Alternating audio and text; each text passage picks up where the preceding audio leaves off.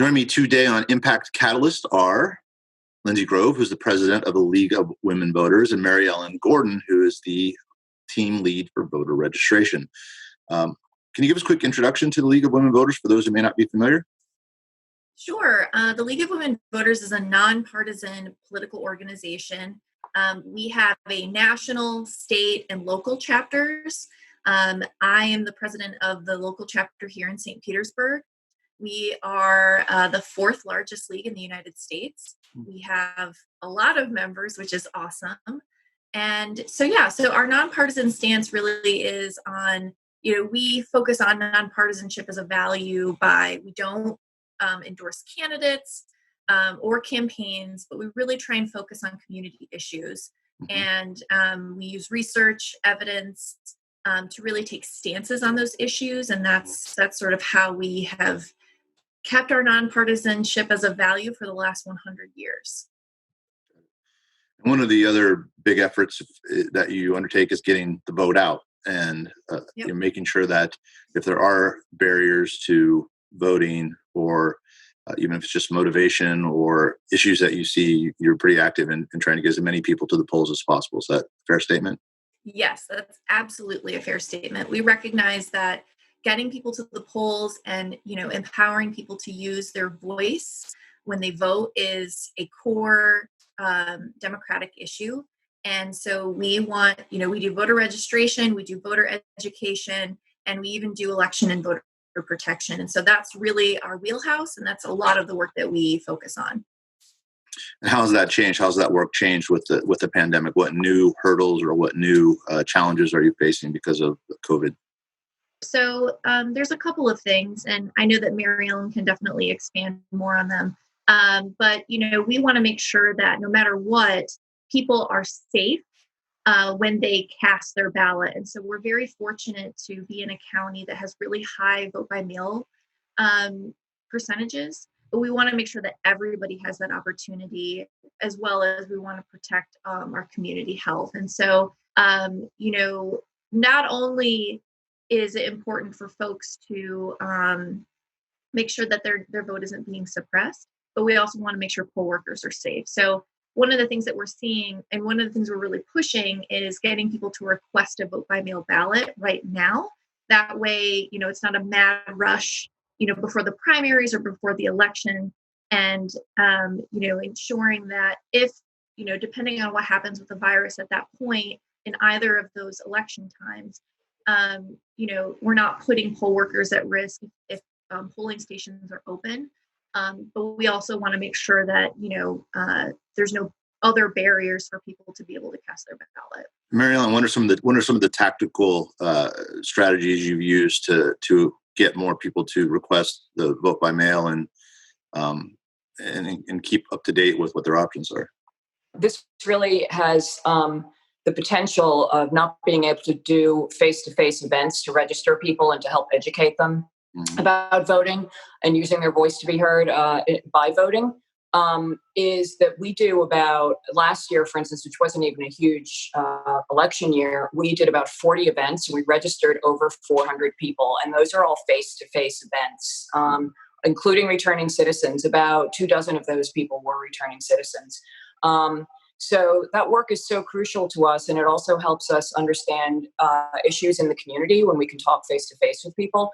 So our efforts, it's sort of thing that can really give pause as to how to pivot and still be reaching people if you can't see them on a constant basis. And the way that we've been doing that, probably I would say most effectively, is we always work with community partners when we're doing voter registration events. And by that, I mean, we don't organize and set up events ourselves. We're always there with a partner. So for instance, the Sanderlin Center might be having a community fun day, or the Urban League Young Professionals, they're throwing an event and we're there doing voter reg. And we Daystar Life Center, we do a lot of voter reg there, Job Corps. So what I've been doing and what we've been doing is trying to have ongoing communications during this time with all of those partners, because they're serving the clients who we need access to, and really just figuring out what they need and what they're comfortable doing at this time. And mostly what we found was Early on in the crisis, a lot of our community partners felt that the most important message they were trying to help their clients with was literally how to take care of themselves and stay safe. Mm-hmm. So we're now seeing a pivot to interest in getting voter registration and information about vote by mail out into the community just about now, because before that it was a little too early.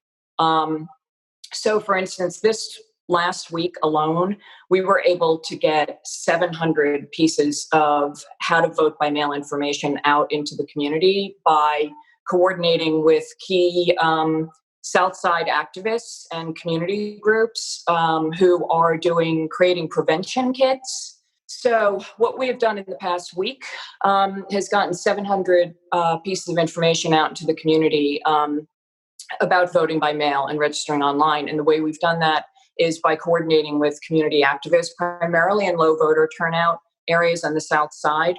Also, those are a lot of neighborhoods on the South Side. The voters there don't have a strong belief in vote by mail because there's a distrust of voting by mail. And there's also a tradition of going to a polling place. It's almost like a family event. Right. So we literally distributed 200 of the forms that you get from the supervisor of election to help you request a vote by mail ballot. Mm-hmm. And those went out to people there were food kits being prepared for and health prevention kits for people in need. 200 of those went out with those kits. And then just yesterday, I dropped off another 500 flyers on the fact that it's safe to vote by mail and how to go about doing it to another organization called The Well, which is a health and wellness nonprofit on the south side of St. Pete. Mm-hmm. And that flyer will go into each prevention kit, which is going to like 400 to 500 families in need, families who have been affected by COVID. So that's the way we're having to sort of partner and listen to what our partners need in the community and working on that. And then, as Linsey mentioned, separate question, but is that we have a campaign that we've been working on to get the word out into the community. So, in the examples that you used from last year, a lot of those were in person and live. Mm-hmm. And even now, I guess my expectation was that you would talk about the different, more digital heavy things that you pivoted into. But it sounds like even with having to pivot, it's still more effective to get these physical items in people's hands. Is that just the nature of the beast where it's more we're spending time getting those physical things in with the food packets versus an online campaign? I mean, I think it's and Linsey, you can speak to this as well. I think it's almost a two-pronged approach. Mm-hmm. We will be coming out with a digital campaign where we're finessing. We're again listening to the needs of the community, to what our partners would like from us, the most effective ways to reach their clients. We will be doing a digital campaign, but right now, the ask is, yes, for physical pieces. And a lot of that is because, and this was a lesson we learned with our voter guide, not everyone in the underserved communities that we're trying to access to turn out the vote have digital access. Mm. And so an example is we do a really great and very well-respected nonpartisan voter guide. And thousands of people visit our voter guide each year. It's a really trusted source of information, nonpartisan information on candidates, on ballot issues, on amendments.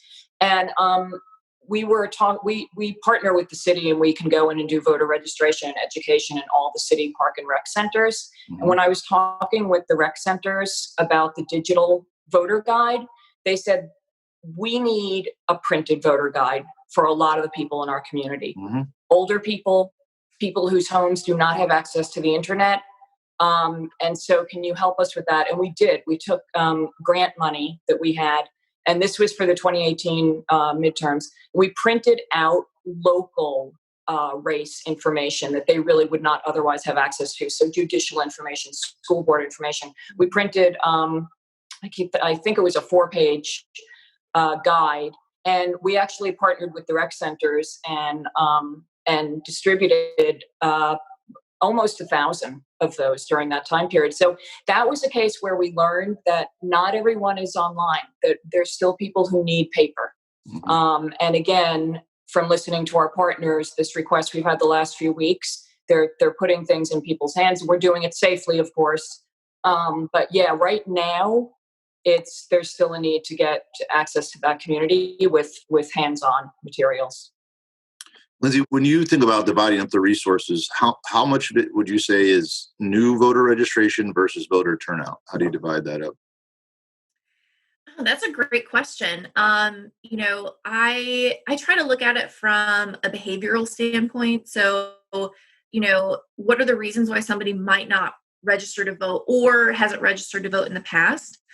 Um, you know, right now we're very fortunate that our supervisor of elections office has a really great register to vote portal, and we have a lot of community organizations that are also third party voter registration organizations. So they're also doing their form of voter registration outreach.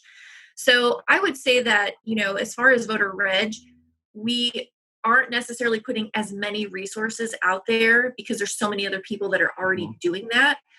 We're really trying to focus on breaking down barriers to voting for people who want to vote this time around. So we are actually probably more focused on voter turnout because we know that it's a historic election.